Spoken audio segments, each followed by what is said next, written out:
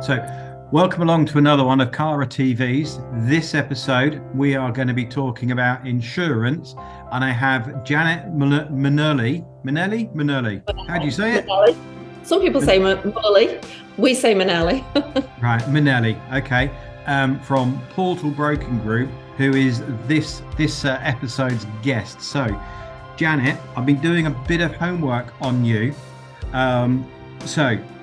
Portal Broking Group, but you've worked a career through insurance, but going outside of insurance, one of your hobbies, I believe, is running. Is that correct? It is, Rob, yeah. It's a perfect way to clear the mind after you've been inside the office all day. So it's just great to get out and get some fresh air. I don't run quite so far these days, so maximum of 5K, but I've done 4 marathons. I've done countless half marathons and 10Ks, but yeah, don't go quite so far nowadays.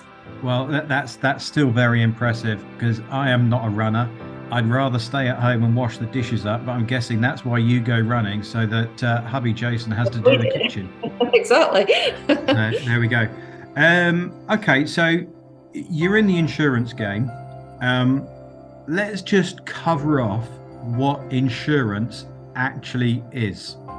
Okay, well, Rob, one of the principles of insurance is indemnity, and that's the act of placing the insured back in the position they were in before they had a loss. But what insurance also is, it's about risk transfer. So in return for you paying your premium, you're transferring the risk from yourself to the insurer. Okay, right. So it's all about reducing risk, because again, something on the insurance side is, when you go to businesses and you talk about insurance and you say, well, this is a risk, they say, well, let's get rid of that risk, and then the insurance policy becomes kind of correct. But right. Insurance, it's a big minefield. I know, whenever I've talked to you about insurance and I've asked you questions, you're there with an answer straight away. I mean, it's not that you've been working in insurance for a couple of years. You've been in the insurance game how long? Well, I can hardly believe it, but 39 years. So I started back in the 80s as a 16-year-old at Swinton Insurance. And now we've just completed our first year in our own business, Portal Broking Group. Well, congratulations on your anniversary of the first year. That is absolutely fantastic to hear. And 39 years of insurance, the knowledge that you have picked up clearly shows when we have conversations, we talk about other people's businesses and all sorts. So having a look through some of the insurances that you do, I was having a look through, just quickly go over some of the the high level bullet points of the different types of insurances that we can get from you. Well, probably the top 5 products that we sell are motor fleet policies, professional indemnity. We do liability, so public and employers liability, business combined, which is business property, machinery, production equipment, office contents as well, management liability, event insurance. There's a whole range of policies, but they are the main ones, I would say. Okay, well, I'm going to pick on one of the ones that I noted that was on your website about business interruption, because again, for the viewers, this isn't the only video that Janet and I are going to be doing, because insurance, there are so many different sorts of insurance, and particularly for me, I want to do a video around cyber insurance. But today we're going to pick on business interruption. So Can we just go through a bit about business interruption and why businesses really should take note of what this covers? Well, just to tell you exactly what what it's designed to cover for you. It's in the event of a major catastrophe. So, for example, a fire would be the worst case scenario for most people. That would interfere with the running of the business, and then you need to cover your loss of income. So there's several different ways you can do that. So you could have cover based on loss of your annual revenue or income, insurable gross profit, increased cost of working. So if you had to set up temporarily somewhere else so that you could continue servicing your clients, then obviously that would incur an increased cost. And then there's also different extensions that you can have. So you can even cover your suppliers. So if you rely heavily on a supplier as part of your business operation, then you can cover that supplier, so that if their premises business went down because of a fire, or say they had a flood at the premises, and then you can cover your loss of revenue if their business was interrupted.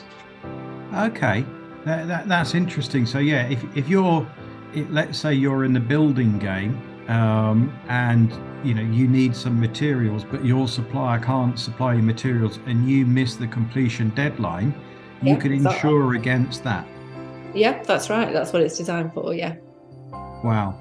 And I like the idea of insuring against gross profit. I mean, that's not an insurance I've ever heard of. And are there many people that take that insurance? Well, there are, and particularly when you have premises and you've got, so a manufacturing business would be a prime example of this. So they would insure for insurable gross profit. And one of the areas many people make a mistake on is when they provide the sum insured to their insurers, they would be taking their profit figure from their accounts. But there's far more to it than that. You're not just covering your loss of profit. There's other areas that you need to consider, and that's why you have to be very careful when you're giving the right sum insured. Otherwise, you could find yourself in a worst case scenario, underinsured by a significant amount. Okay. Are there any times when somebody comes to you and says, "Can I get insurance for this?" Are there times when actually you turn around and say, "No, because of"? Yeah, there will be. I can't say we can insure everything, but in business, I think if you're covering a financial loss, there's usually a policy to cover that, depending on the scenario. So, there's nothing that I'm aware of that will cover you for aliens landing, for example.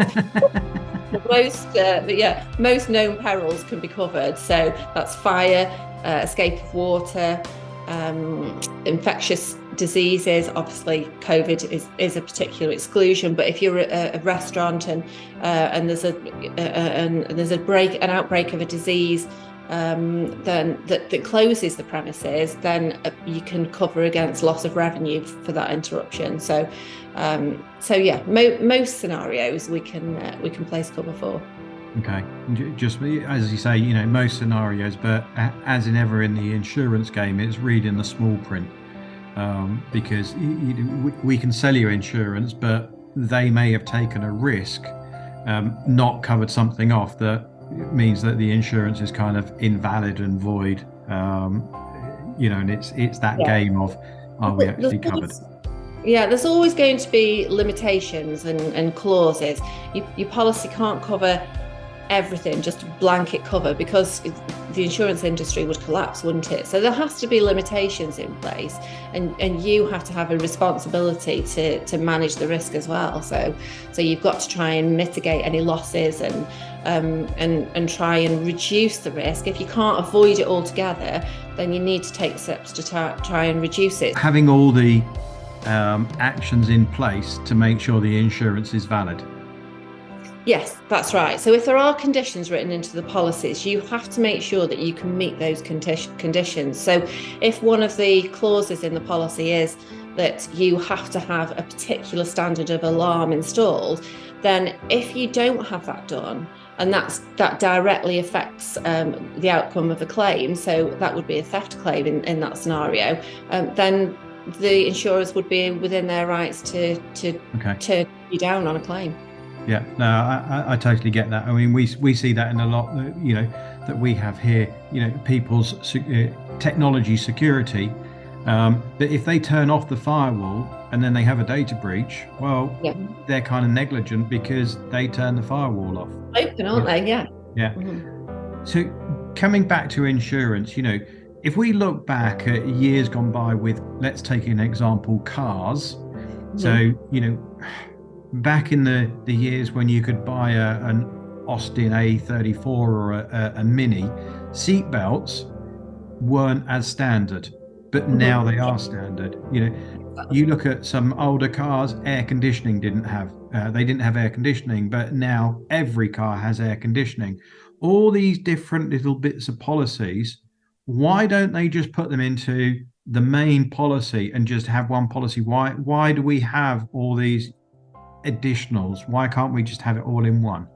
Because, and I keep going back to physical security, because it wouldn't be fair to impose the cost of installing a high level of security on somebody who's got a premises where the contents of those premises aren't particularly thief attractive, so it's bespoke depending on your individual circumstances. So the type of or the particular exposures that your business would have will attract different terms and conditions. Right. Okay. Because it always gets me that you have the public liability and then you need this and then you need that. Mm. But so many businesses, well, I've got public liability and that's it. I'm insured. I'm covered. And no, you're not, because you haven't got all the additionals and stuff like that. Yeah, exactly. I think because it depends on the type of business. If you've got a design element to your business, then you may need professional indemnity, but some businesses are not going to need that element of cover. So that's why you can build your policy around the different sections that you need for your particular industry or trade. Okay, brilliant. Well, I know we're short on time on this one, Janet, so I really appreciate you coming along.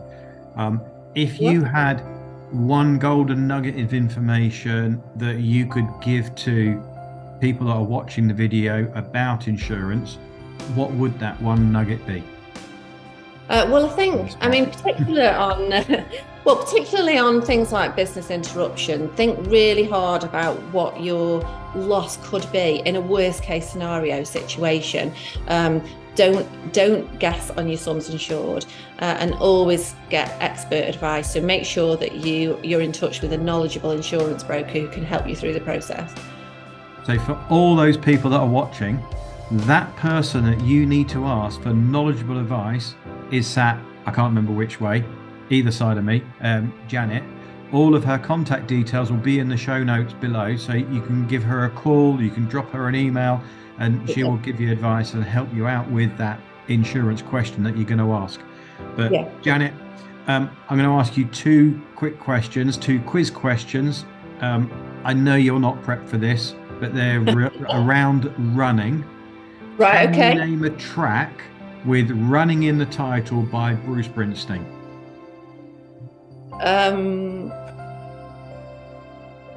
No. Born to Run. Yes. Born to Run. Right. Okay. An easier one. Kate Bush. Oh, Running Up That Hill. There you go. But you've not got many hills round near. I was going to say you've not got that many hills round near where you are, but you do like going hill running.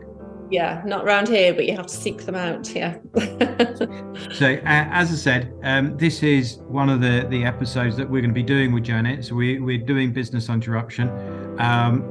We are going to be talking about cyber insurance in another video and other aspects of insurance as well. So if you haven't subscribed, please subscribe. Give that little button down below a liking and click on the bell so that you receive notifications of when the next videos are available. But Janet, thank you very much for coming along this evening and doing this video with us. So there we are. Thank you. No worries. Cheers.